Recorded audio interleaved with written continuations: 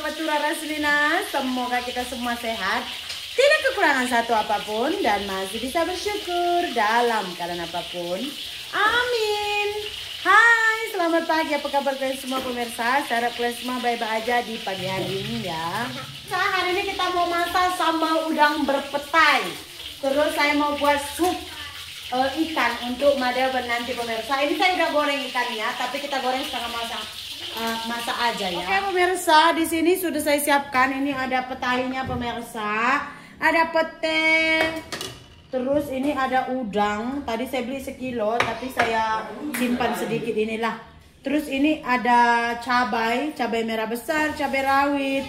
Terus ini bawang merah, bawang putih. Ini nanti untuk buat supnya ya.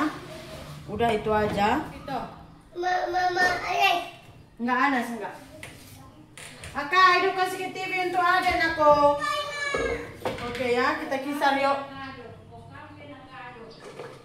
Ini cabai merah besar yang kebanyakan ini pemirsa ya, jadi enggak pedas.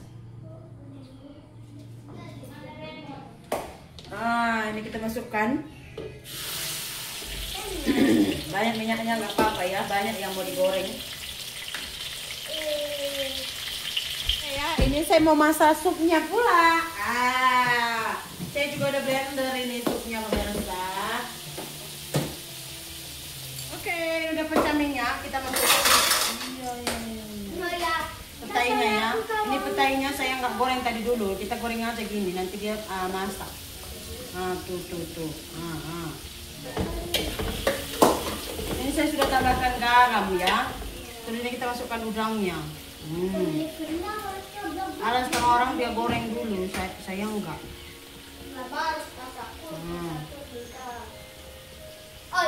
Belum makan pun udah lapar saya lah. Iyalah, belum makan baru lapar ya. Ini nanti udah hangus. Udah hangus untuk supnya.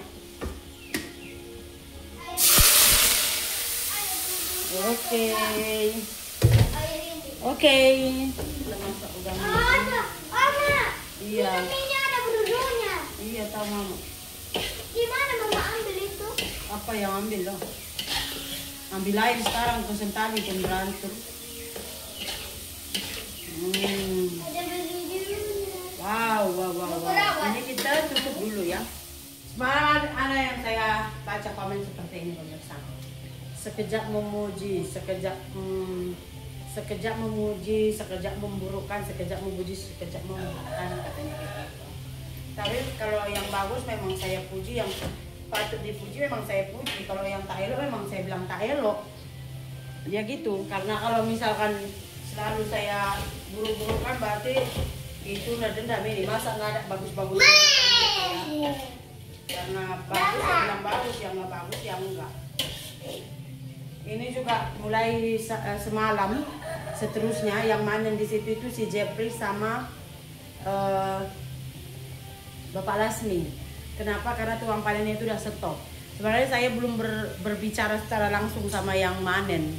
Jadi kemarin rupanya kan yang manen kita di situ 2 orang perempuan.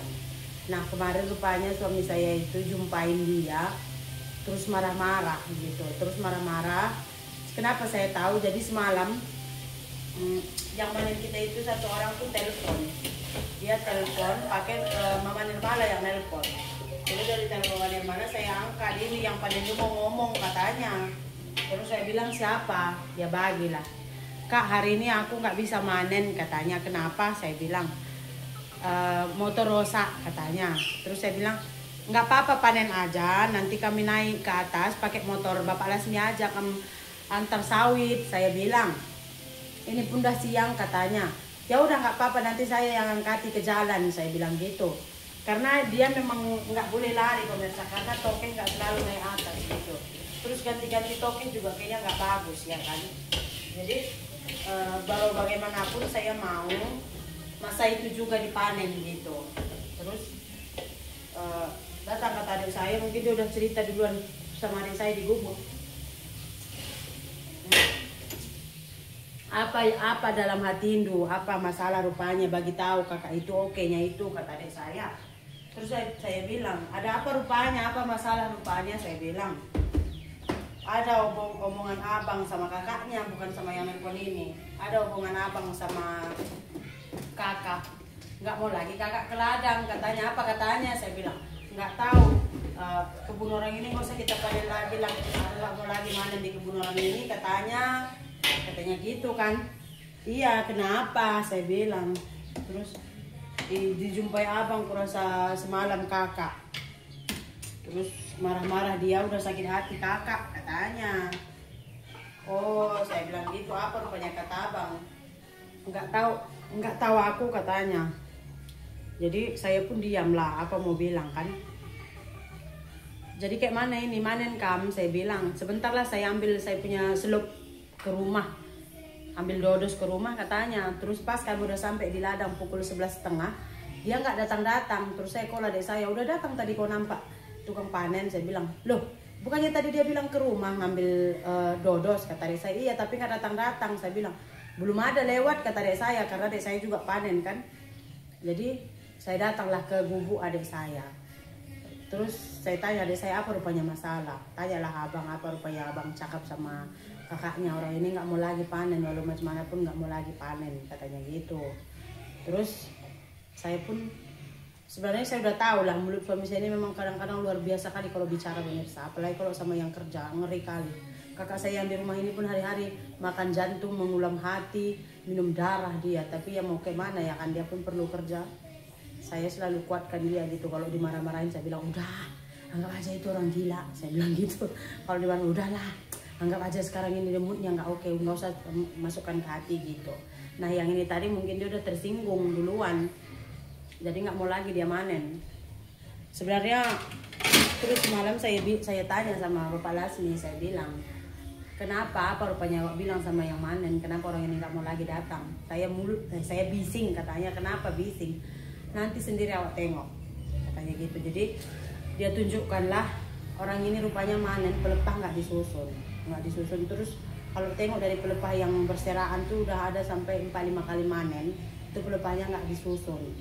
Sementara saya tuh nggak berkera, kayaknya kayak kemarin kami brondol apa semua, ambil semua nggak ada masalah katanya gitu. Jadi kenapa dia buat macam ini kebun, mestilah saya sakit hati, saya marah lah katanya gitu, kata si enggak. Saya pun nggak menyalahkan sebenarnya, dia marah, cuman mungkin caranya salah. Saya bilang tahu tak, saya bilang kebun Odi dipanen 3 orang pemirsa. Dalam hari itu yang tukang panennya itu 4 orang, 4 ladang dia panen. Jadi kata Odi, ladang aku depan mataku katanya, dia turunkan buah, jatuh buah dia pergi, nggak ada dia susun satu pelepah pun, kata Odi. Dia ngaku karena udah aku bilang sebelum mereka dodos, sudah aku bilang tolong pelepahnya disusun ya. Aku bilang iya katanya, tapi depan mataku nggak susunnya. Udah dia ngaku siap panen, dia bagi gaji, dia bilang uncle, dia mau panggil uncle memang itu, ma katanya, aku nggak ada duit rokok pula sekarang, duit susu cucu lu pun mahal, lumayan lah upah manen ini untukku, jadi aku aja yang manen lah mah, lumayan untuk beli rokokku katanya. Udah kayak kita stop gitu, nggak usah kita bla bla bla bla bla bla gitu aja ya kan, kayak gitu maunya tadi. Saya juga nasihati suami saya, lain kali kalau memang yang kerja rasa kurang elok, tak payah bising apa-apa, tak payah, bilang aja oke lah, tak apa, saya pun tak ada duit rokok, istri saya pun tak bagi duit, saya yang manen, saya pun pandai panen, udah stop, ambil pekerja lain, senang cerita, nggak menyakitkan hati sesiapa, betul tak? Saya pun belum tanya apa dibilang suami saya semalam ke kampung nggak jumpa, jadi belum saya tanya. Nantilah kalau jumpa saya tanya terus kayak mana gitu, mau terus atau memang masih mau manen. Kalau masih mau manen juga nggak masalah, kalau mau berhenti juga nggak masalah, sebenarnya banyak pekerja gitu. Cuman kalau boleh berpisah dengan baik-baik, jangan pula nanti, karena mereka tinggal di kampung itu, kebun kita di sana. Kalau mereka nanti nggak apa, nanti dicuri di orang kebun kita, itu yang saya takutkan. Makanya saya mau baik-baik gitu, karena kampung mereka di situ. Kalau mereka yang manen, pencuri nggak masuk karena orang tahu oh ini panenan si Anu ini ya, dia boleh jaga sekejap-sekejap sore dia mari tengok itu sebenarnya. Oke, ini sup kita udah masak pemirsa ya. Udang dengan petai pun udah masak. Pagi ini video kita sampai sini saja ya. Terima kasih banyak. Jumpa lagi di video berikutnya. Bye bye.